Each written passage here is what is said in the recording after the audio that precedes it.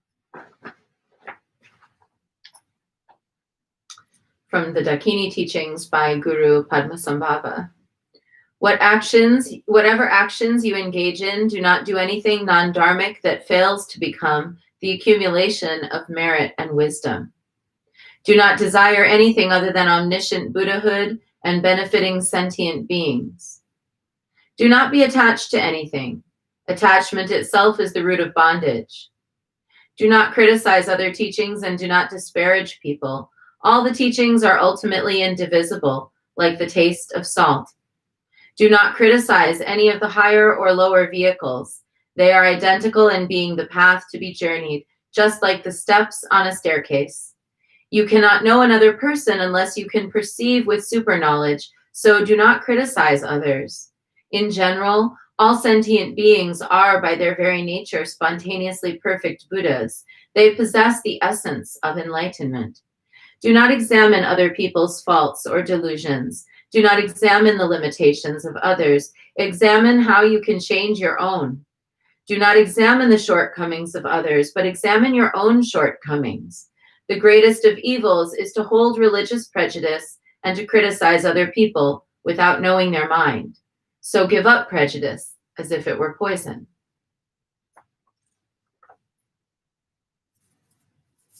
And now 108 recitations of Om Mani Padme Hum, sending our heart light, our compassion out into the world, particularly to the reindeer and the reindeer herdsmen, but to everyone, undifferentiated.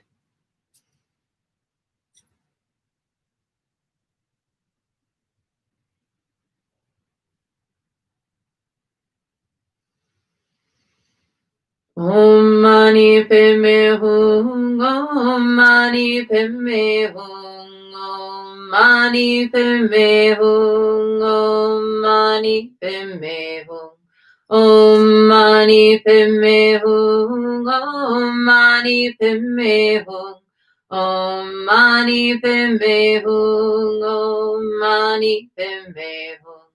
Om Mani Padme Hum, Om Mani Padme Hum, Om Mani Padme Hum, Om Mani Padme Hum, Om Mani Padme Hum, Om Mani Padme Hum, Om Mani Padme Hum, Om Mani Padme Hum. Om Mani Padme Hum, Om Mani Padme Hum, Om Mani Padme Hum, Om Mani Padme Hum, Om Mani Padme Hum, Om Mani Padme Hum, Om Mani Padme Hum, Om Mani Padme Hum. Om Mani Padme Hum, Om Mani Padme Hum, Om Mani Padme Hum, Om Mani Padme Hum, Om Mani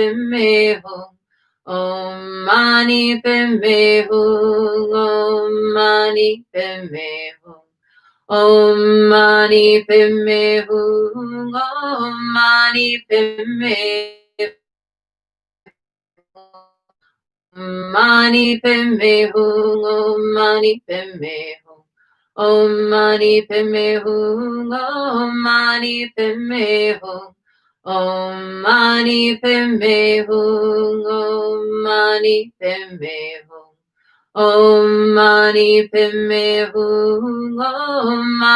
Padme Hum, Om Mani Padme Hum, Om Mani Padme Hum. Om Mani Padme Hum, Om Mani Padme Hum, Om Mani Padme Hum, Om Mani Padme Hum, Om Mani Padme Hum, Om Mani Padme Hum, Om Mani Padme Hum, Om Mani Padme